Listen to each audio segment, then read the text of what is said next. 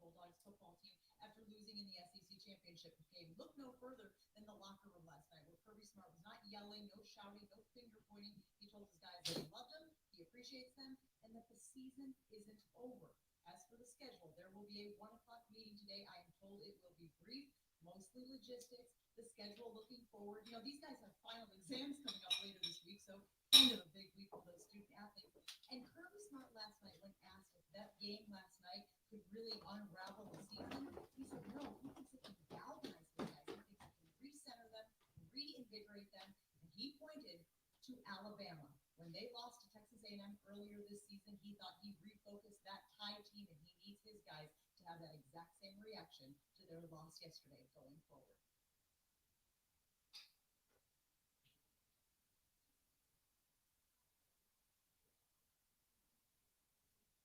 Okay.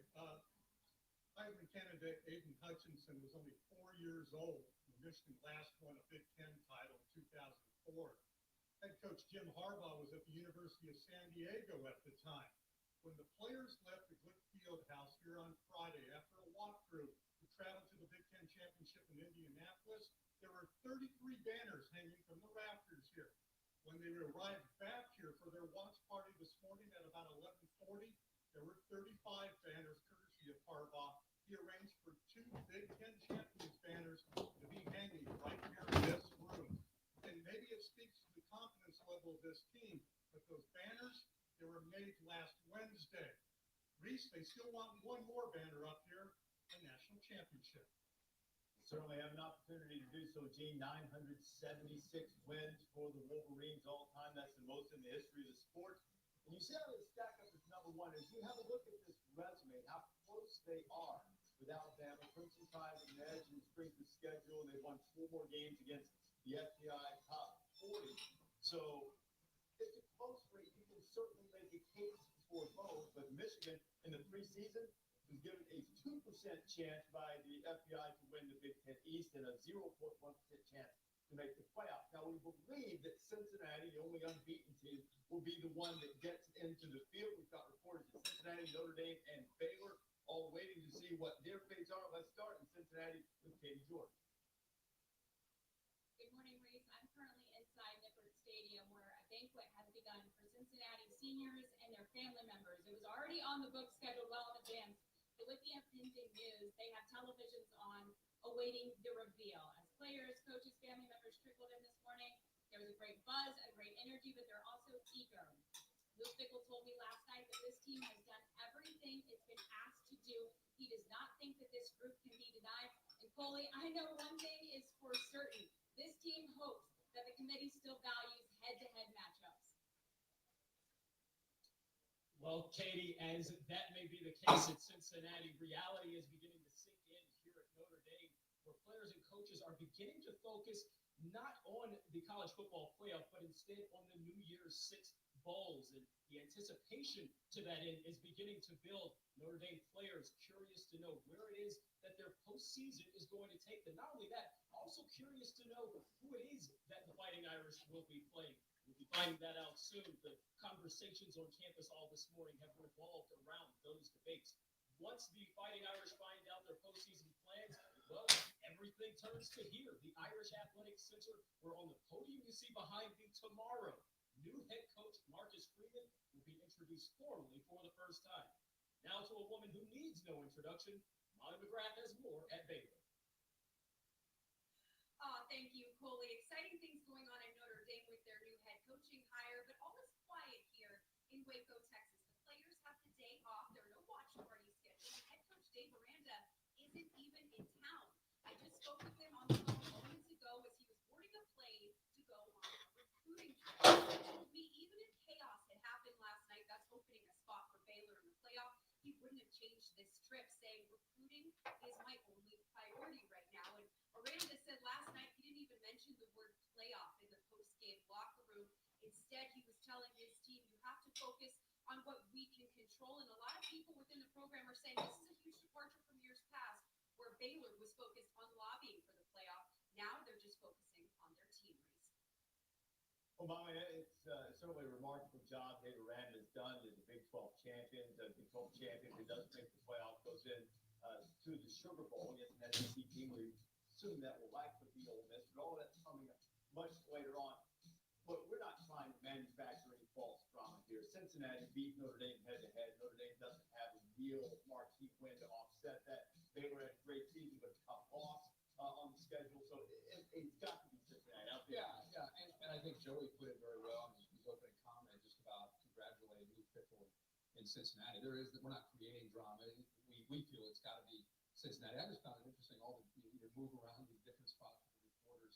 Alabama's kind of buttoned up, Georgia, and all these. Then you get to Cincinnati, it's like you've got a party going on. They are so fired up, man, and they should be. Alabama's been in the playoffs 7 times in 8 years. Georgia is making it 7 years. Not really new territory. Bulldogs have been right on the cusp of playing a couple other times too. Cincinnati, Michigan, there's new blood right out of the place. Yeah. That's crazy.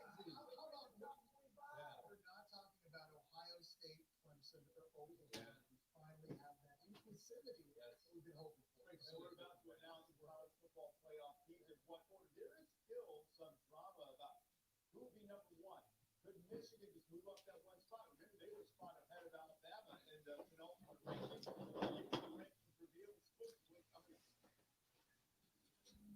I don't think these guys can be denied the way they've answered the bell and everything that they've done all year. It would be a shame. I'm kind of easing into the show today for a number of reasons, I believe. One would be that I was up until 6 a.m. Eastern time. So many of you joined me last night on into the morning. I believe we were on until about 3:30, 3:45 a.m. And then I had to produce the top 25. That actually makes sense. And it again, you know what was amazing about even doing it at that time of the day or night is that it still came out and made sense. I didn't take the time that I typically do, but fortunately there weren't the games to digest. I didn't have to digest too many games, just about 4 or 5 games that obviously impacted pretty much 5 games plus a couple group of 5. So maybe about 7 games that impacted the top 25. That actually makes sense. And then I think I'm easing into it because of the time of day, because of the late night, early morning. So I'm still waking up a little bit, just grabbed a bowl of cereal. And also because of the anticlimactic nature of our college football playoff selections. So the invitational does have some criteria. So it's not a complete invitational where you're not inviting people to a party on a Friday night and determining you just want Jimmy and Joe to show up, but you don't want Mary and Sally to show up. So there is criteria to the invitational, but it is an invitational that we pretty much narrowed down to can only be invited these four particular teams. The only way less than drama, the only determinants that need to be made would be, number 1, I've seen response to my top 25 and just response to last night's show where people were campaigning for Michigan, people campaigning for Alabama. Those are the 2 logical choices for number 1 and the only 2 teams that I believe that have a claim to number 1. And I think it's a good debate. I think it's reasonable to select either one and then proceed with your claim, your debate, your argument. I think both teams have legitimate arguments for number 1. The other one would be just not necessarily directed toward this playoff and this Final Four, but just the overall selection of the teams and the approach taken and the value of a Power 5 schedule versus a Group of 5 schedule and championship. And if we want to take it to that level, teams like Baylor and Ohio State, Notre Dame has the head-to-head loss. So even though they're going to be ranked most likely ahead of Baylor and Ohio State, and I'm not saying that they didn't earn that, they have the one issue, and that's the game that they played against Cincinnati at home in losing by 2 scores. So even though Notre Dame is going to be ranked ahead of Ohio State and Baylor, if you want to take a different approach and argument to the situation, it would be that Cincinnati, as it was just posted on the ESPN show, played the 87th most difficult schedule in the country, and they're being compared to teams that played top 20 schedules. So unfortunately, we're playing two levels of football here. And so we've got to evaluate Cincinnati based on playing different opponents, a lower level of opponent, and playing one game for sure, Notre Dame, that would rank with the games that the other teams have to play. And then playing a handful of games that would rank in the lower echelon of games that the other teams play. Houston would rank with what? Where would you place Houston in the SEC, the Big Ten, the ACC, and on down the line, the Power 5 structure? But would Houston go 4-5, 5-4 in a major conference that plays a 9-game schedule? Would they go 4-5 in the Big Ten, 5-4, something like that? I guess. I would think that they would be somewhere in that range, 4-5, 5-4. I think Houston's about as good as the mid-pack, mid-level teams in the Big Ten, somewhere in the 8 to 9 position in the Big Ten. The SEC, probably somewhere in that same area, maybe a little bit lower. ACC, higher. Big 12, higher, of course. And the Pac-12 as well. I don't know where Houston would place in the Pac-12. What do you think? Third or fourth? Something in that range. So that's just more of a broad scope, general debate to have, is the approach and the group of 5, because we only have 4 spots. If we had 8 spots, group of 5, come on in, get your spot. If we had 12 spots, group of 5, take your spot. Maybe there would be room for other opportunities possibly. And then, of course, 16. Looks like we've got our final 6 coming in, and this is going to be extremely anticlimactic. Ohio State at number 6. I believe I had the Buckeyes at 6 as well. I did. Ohio State, what might have been, lost to Oregon early. That ended up hurting, because had Ohio State been undefeated playing Michigan, despite the loss and not advancing to a Big Ten championship game, then the Buckeyes would have a claim. And they would have been compared right now to Georgia and to Cincinnati.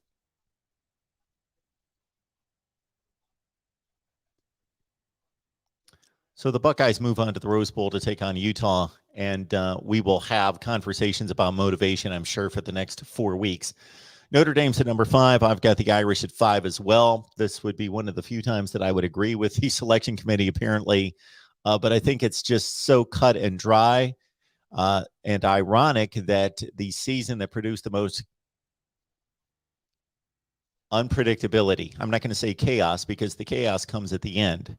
Really, there's no chaos in week 7 or chaos in week 10, except for maybe some teams like Clemson early, who knocked itself out, Oklahoma a little bit later, Ohio State obviously at the end, that eliminated those 3 standby teams, those staples of college football in the playoff.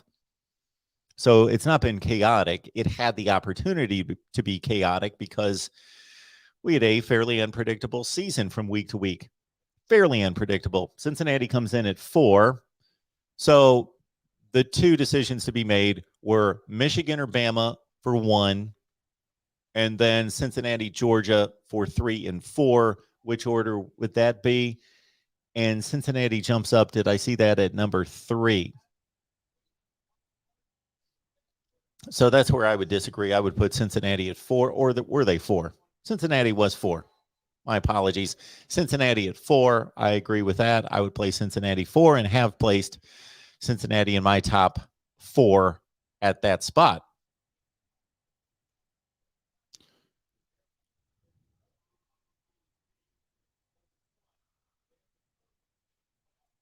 Let me check out the chat and see what we've got. I appreciate everybody being here.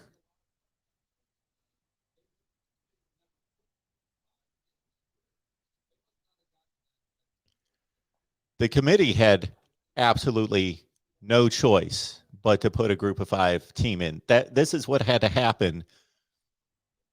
There had to be a bunch of teams lose 2 games.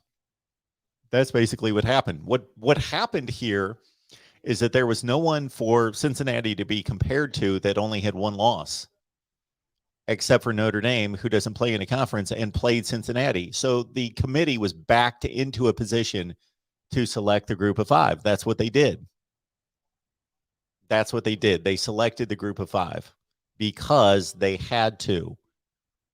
I think that the group of 5 is still not given anywhere close to the consideration that this appears that the group of 5 is. What could the committee do? If they would have had one loss team to choose from, they would have selected them over Cincinnati. This is showing us that basically the group of 5 has to go undefeated and has to be compared to 2 lost teams. That's what it comes down to. Because again, Notre Dame played Cincinnati. We got the game that we needed to make this decision. Otherwise, Notre Dame's 11-1, not playing Cincinnati, and Cincinnati's undefeated as a conference champion. Notre Dame's going to be in this field and not Cincinnati.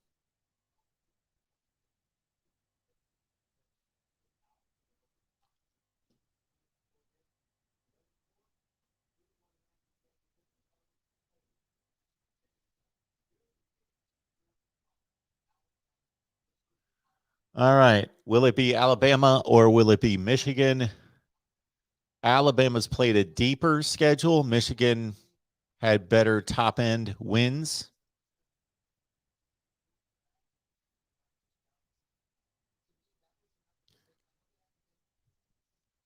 George is on his way to work, but listening. That's very comforting, George. Thank you. Johnny Bays, Notre Dame at number 4. Sorry, Johnny. Didn't happen for you. Unfortunately, your team scheduled the wrong game, the wrong season. It was the wrong season, the wrong game. And that's what we needed to see, Cincinnati and Notre Dame. We got the game, ironically, scheduled that we needed to see this particular season. That is complete coincidence. Had that happened some other time, Cincinnati, Notre Dame would just be okay, this is a decent game. This is a good game. Okay. And would have been forgotten weeks later. But that turned out to be the pivotal game of the season.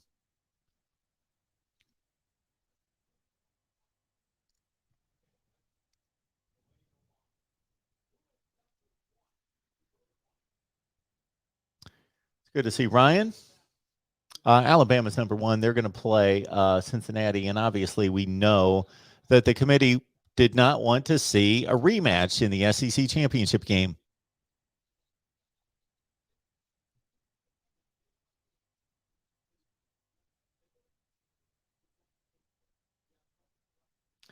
So now we just have to see where these teams are going to play.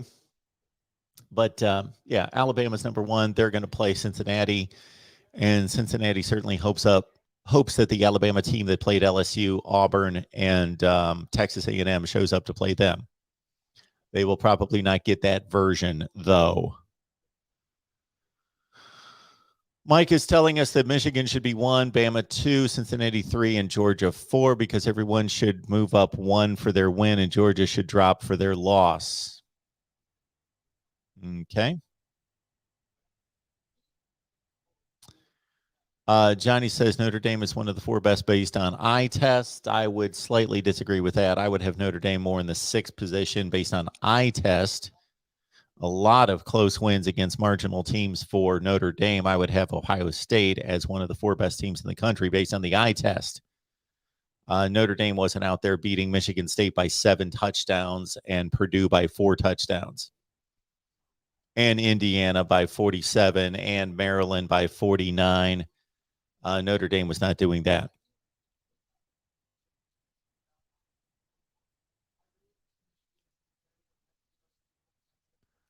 Jesse Palmer is telling us right now, and I have great respect for Jesse Palmer. He has been one of my favorites for a long, long time. He is maybe drumming up some.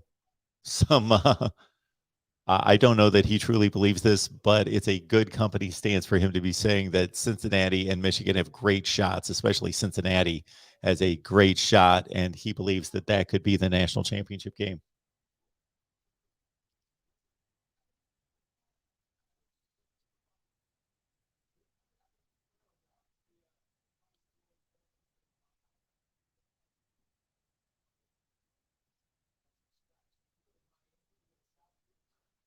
Michigan, Georgia, that should be a heck of a game.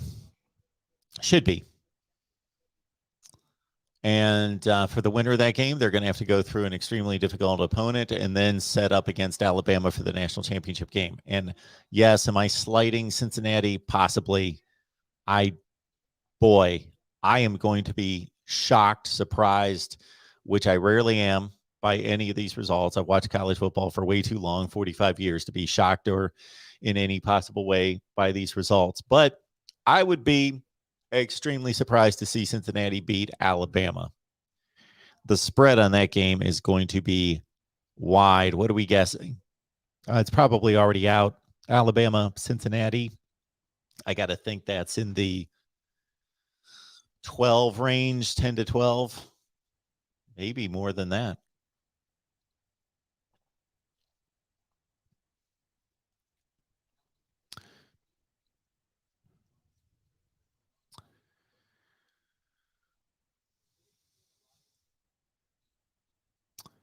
Sage says no mark. Okay. Johnny says Ohio State lost to Oregon. Enough said. No, that's not enough said. That was one game. One game out of 12. Let's understand there's two different things we're talking about here. We're talking about the best teams, or who is better versus who deserves a playoff spot, who has earned a playoff spot. Ohio State has not earned a playoff spot. No way. But are they one of the four best teams in the country? I believe so.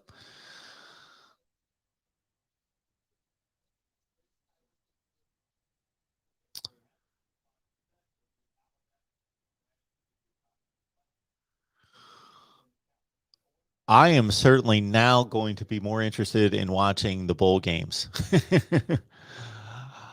This playoff does not hold much intrigue for me. Georgia, Michigan, okay, I think that's going to be, I'm going to have to think a little bit deeper into that game, but I believe that that has the potential to be a really good game.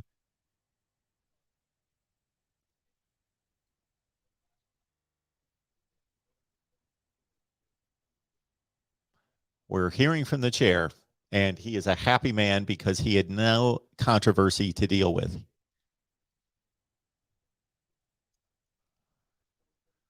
All right. Johnny, Oregon lost to Stanford. Yeah, they did. Ohio State lost to a team that lost to Stanford. Yeah. Okay. We can play that game all over the place. Alabama lost to a team that lost to four teams.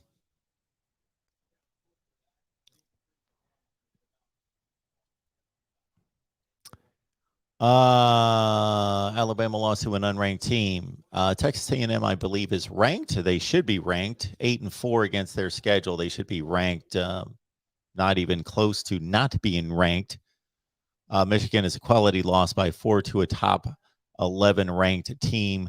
That speaks volumes. Yeah, that's part of the resume. People get fixated on one game. And so that's part of the resume. That's one point to make. But Alabama played a much deeper schedule than Michigan, and obviously took on an opponent last night that was decidedly better than anybody that Michigan played, and Alabama beat them by 17 in a neutral site. So there's another game to be considered.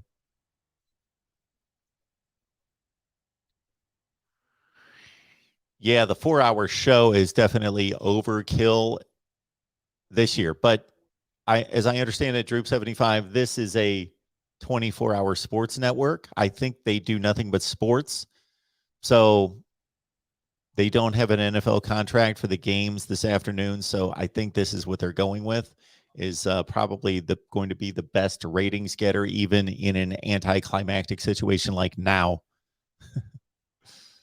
But yeah, appreciate that. HSM Dabs, good content. Thank you so much for that. I appreciate that. We can definitely disagree, but still have a mutual respect. I like that. Good stuff. That's how long we kept the stream going last night, because everybody was calling. I am very thankful that I, in recent months, have had to say no more calls. So I appreciate that so much. And I was going to open up the phone lines today. I don't necessarily know that there's a reason to do it. We can talk if anybody has an issue with Notre Dame, Ohio State, Baylor, or with Michigan versus Alabama for the number one spot. We can talk about that later. Dominic, I'm doing well. Glad to see you here. Thank you for that.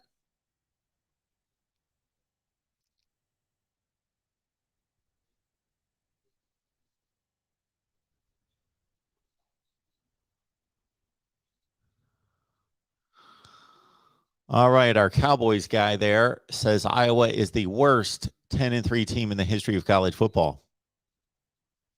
Okay, I don't believe that to be true, but that's fine. Mark, hope you slept good after a heck of a night with those callers besides George. I did sleep pretty well, only about 4 hours, but I slept okay.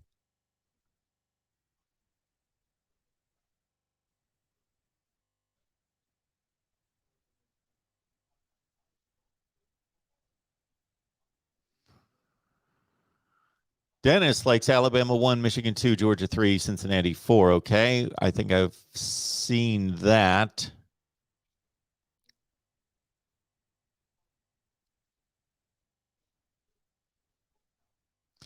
I am going to skip down to the bottom of the conversation because I think I'm way behind. No, I'm way behind. I see the timestamps on there, and get to what you guys are talking about right now and answer any comments or questions that you have. I don't believe we will open up the phone lines for what I just stated to be the obvious selection of the teams, and no drama, no real arguments out there.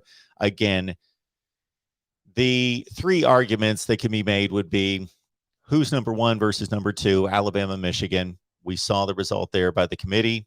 That can be an argument. Michigan definitely has a argument there. Then it's 3 versus 4, Cincinnati, Georgia. The committee was not going to deliver a rematch. And it's not such a situation in which they have to be necessarily criticized. They have made their way around an argument between a rematch. They will tell you that they rank the teams 1 through 4 based on those being the 4 best teams in order, but they wanted to avoid the rematch, and they got some reasonable results in yesterday that gave them the leeway to say, well, Georgia goes from 1 to 3 and Cincinnati stays at 4.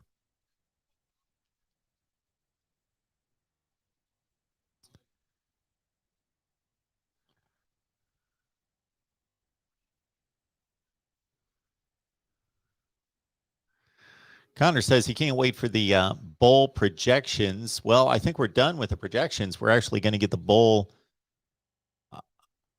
matchups today. We'll get the New Year's 6 during this show, which I can't believe that any of us are going to stick around for the 4 hours. I will find out about the New Year's 6. And you guys know the way it goes here. We will preview every game. We'll give you a preview look early in the process, meaning right after the bowl selections come out in the next 8 to 10 hours.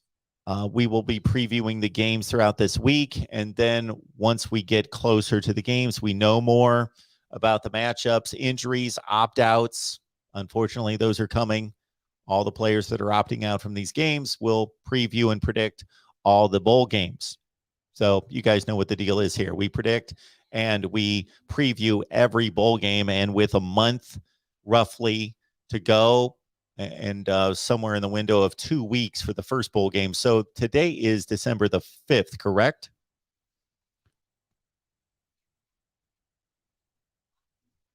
Yes. Today's the 5th. That means the first bowl game should be in 2 weeks on a Saturday. Typically, the first bowl games are on a Saturday, so that would be the 18th.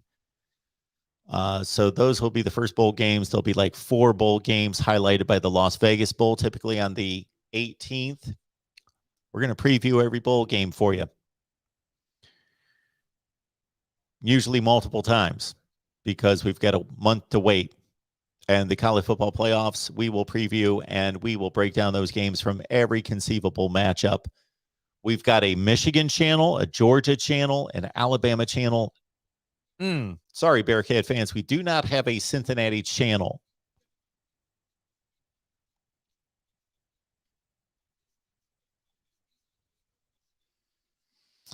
Iowa's offense performed even worse than I expected. I took Michigan to win the game and cover. I didn't even think about it. I didn't pick a score, but I was thinking Michigan in the 27-10 range, 31-10, 31-13, something like that. So they exceeded my expectations. It was marginally competitive / interesting going into the third quarter until Michigan made it 21-3. 21-3, I knew would be way too much for Iowa to handle, even at 14-3 with Iowa's awful, atrocious offense, that it would be almost impossible for them to overcome. They could be playing right now, and I don't know that Iowa, we could have frozen Michigan's point total at 42, and we could be sitting here 13 or 14 hours later and still waiting for Iowa to hit 42 points. Wouldn't that be an interesting test? Okay, Michigan, you're up 42-3. We're going to freeze your points, and your offense isn't going to take the field, or maybe your offense will take the field to give your defense a rest, and we'll see how long it takes Iowa to catch up.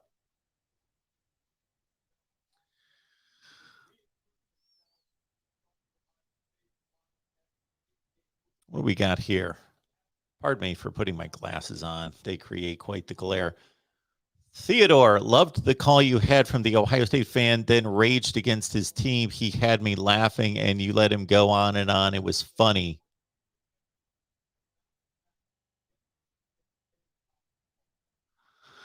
Yeah, so that is really the big news of the day in college football, Jet Mac, that the dominoes are starting to fall here.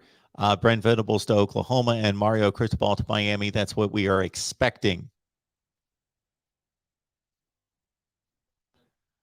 Bushcraft, Ohio, thank you so much for the compliment. Appreciate the kind words and for being here. Johnny Bays, Cincinnati can beat Bama this year, but not in a championship game. I don't know what that means. They will not be playing in the championship. The bowl selections will come out throughout the day. This particular special will highlight the New Year's Six bowls, and then we will periodically throughout the day be hearing about, because the slotting goes from there, and so the decisions are made throughout the day. Joe thinks Cincinnati can beat Alabama. Okay, I love the I hope you're right. Swampy, good to see you. Hypothic theory. Michigan got snubbed. Georgia's strength of schedule is not strong. Look at the overall record of every team they played. They got boosted because of the names of the programs they played.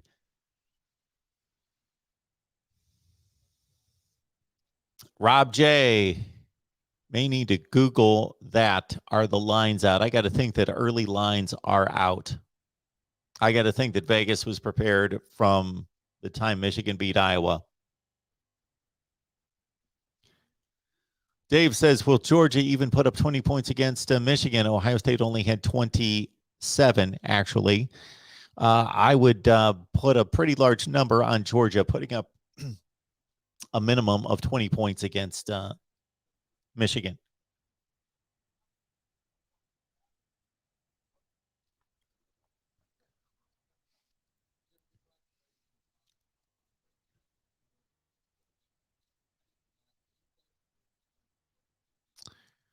Mostly noble, the ratings for Michigan, Georgia will be off the chain. I agree. Rushman, I apologize, and I'm sorry about that you tried to call a number of times last night and had the wrong number. You might have hit the wrong number. We just had too many people in line because we could only put 3 on hold.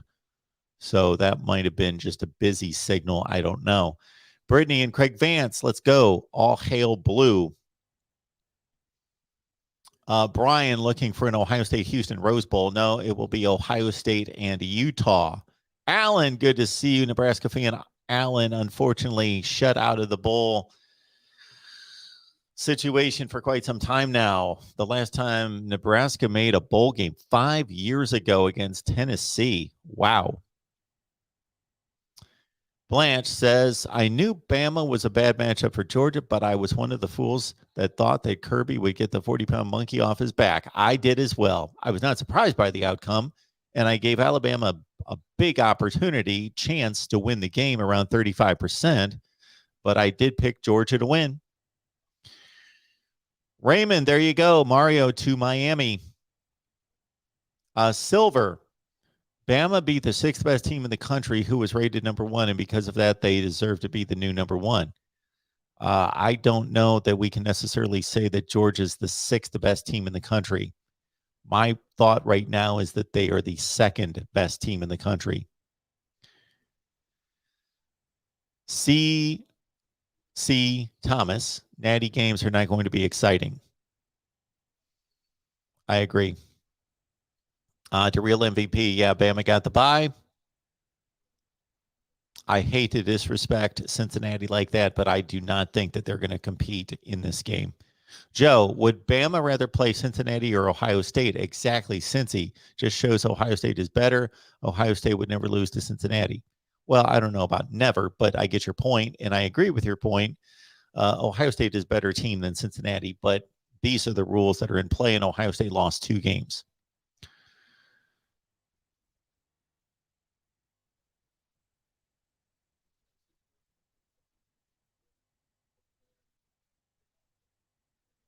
Mark, good to see you, Michigan fan. Congratulations on your matchup there after a Big Ten championship romp. Matthews here, good to see you. Iowa Max Icon. Iowa would go 10-2 in the SEC. Bobby likes Georgia to beat Michigan by 20, and Alabama will beat Cincinnati by 30. The second one, I would not be surprised. The first one, slightly, very slightly surprised. Just slightly. Georgia has elite talent. The teams that we saw in the SEC championship game, they have 2 of the 3 top rosters in the country. The other one's, of course, Ohio State. If you just are a believer in talent, obviously it has to be coached. And I think the simple explanation for what happened between Alabama and Georgia would be their rosters are like this.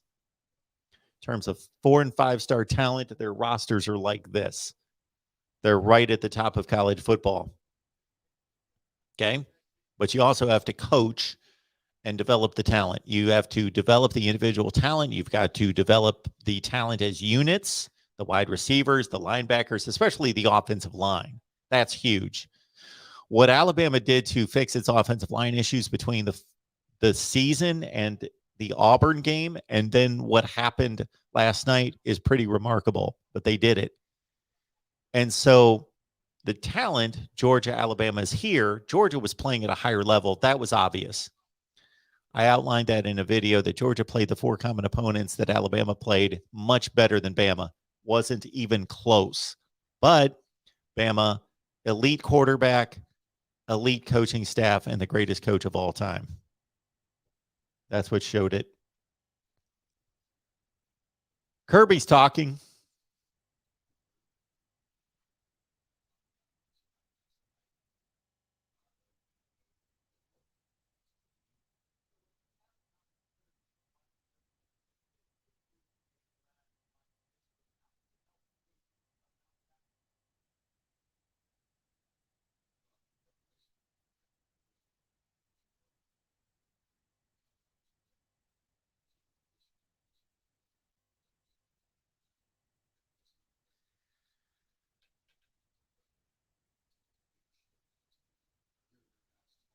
Georgia, Michigan.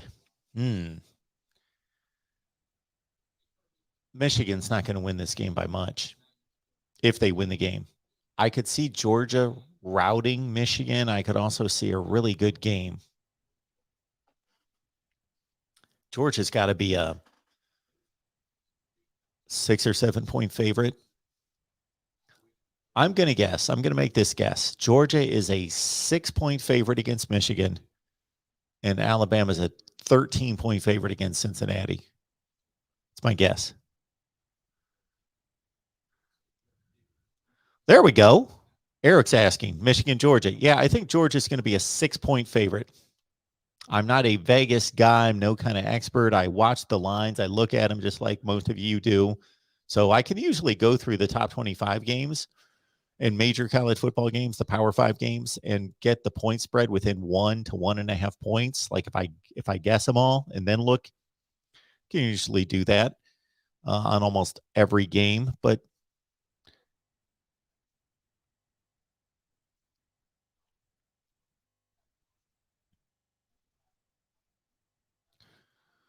yeah, DG, we're on the same wavelength. Ohio State's one of the 4 best teams in the country, but unfortunately for Buckeye fans, they did not earn a spot.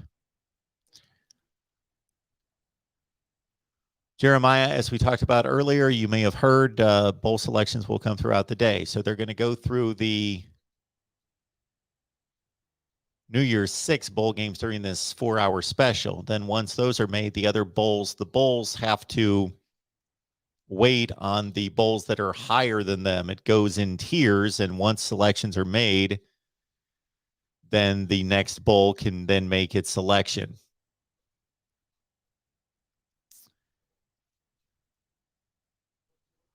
Why don't ESPN get NFL games? Well, they've got the Monday night contract.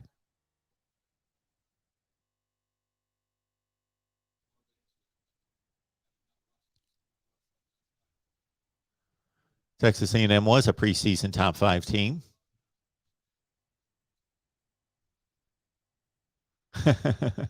Swampy McGee. Always enjoy your comments. All right, everyone. I don't know that there's much else to get accomplished here. Anticlimactic. I expected to be on the air for 3 or 4 hours to break this thing down. Well, once the games were played, I did not. But going into yesterday, Oklahoma State came that close to making for good conversation.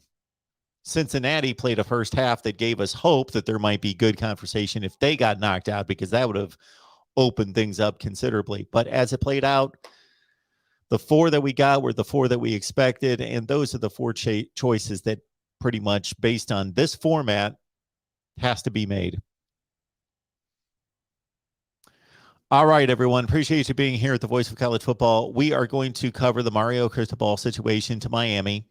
We will certainly cover Brent Venables to Oklahoma, and we'll break down these bowl games as they're released.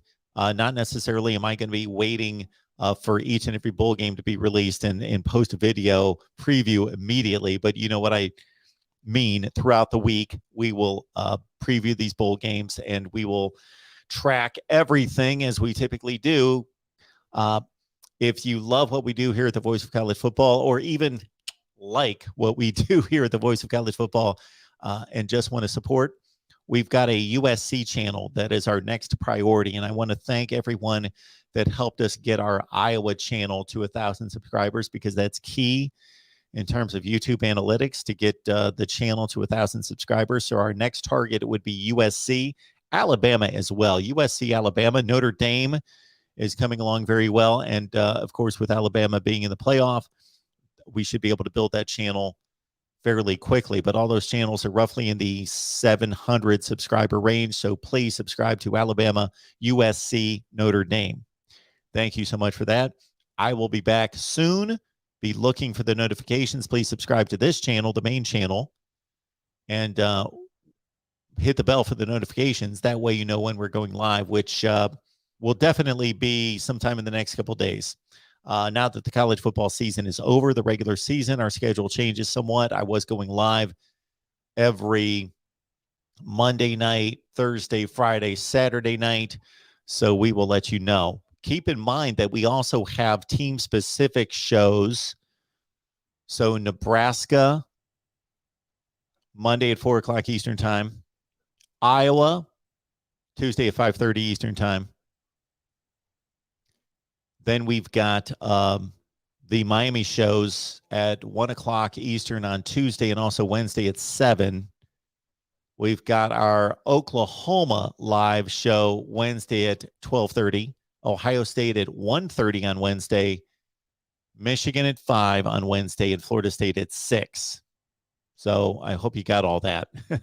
Again, we've got shows featuring Nebraska, Miami, Florida State, Michigan, Ohio State, Oklahoma, and Iowa right here at the Voice of College Football each and every week. All right. And if you would like us to add a live stream for a team particular show, please find us a sponsor and hit me up at MarkRogersTV at Gmail. You can always hit me up there. Any kind of requests or recommendations that you have for videos, I am here and listening. I thank all of you for your contributions, your support, and everything that you do to help us grow and build the channel. And we appreciate it. And we will see you all soon. Be looking out for videos that will be coming your way constantly, as they always do. Let me pick up this super chat. Appreciate that.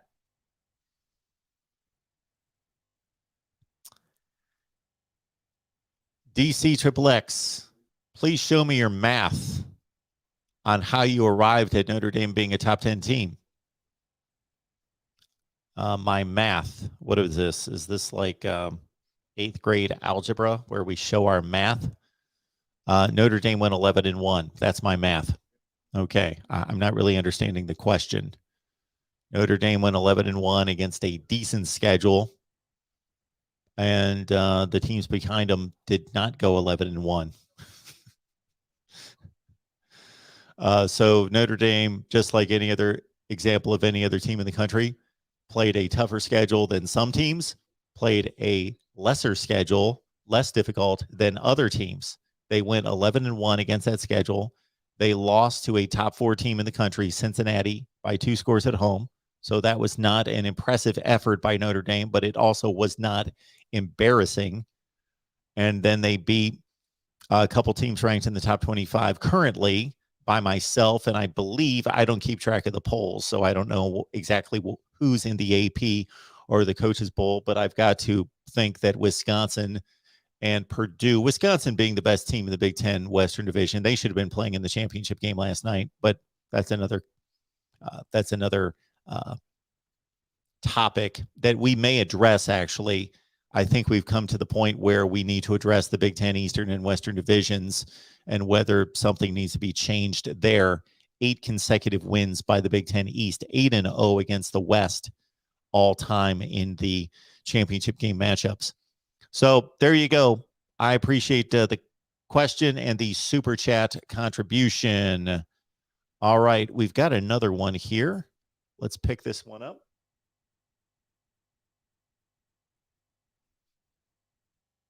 There's a cat on my deck. Anyway, Nicholas, why did Clemson fall off? Number 1, quarterback play. Number 2, offensive line play. Number 3, injuries. DJ Uiagalelei is not nearly the quarterback that Trevor Lawrence or Deshaun Watson are, and that is the most important position on the field. And therefore, even though Clemson has recruited top 5 classes and the roster is filled with top 5 talent, the quarterback play is not anywhere close to what it's been. DJ has succeeded 2 starting NFL quarterbacks, generational talents as far as college quarterback play. And the offensive line has never been recruited at the level of the other positions on the field, but has been good, has been developed to be good, but it was not good at all this year. Plus, their injury list was ridiculous at the wide receiver position, linebacker, defensive line. They lost their 2 best defensive linemen early in the season. Yeah, Clemson got beat up early. Clemson gave Georgia its toughest game of the regular season. 10-3 with a pick six. So Clemson's still a quality team. They're still one of the 15 best teams in the country this year. The program's better than that, but certainly a top 15 to 20 team this year, even with 3 losses.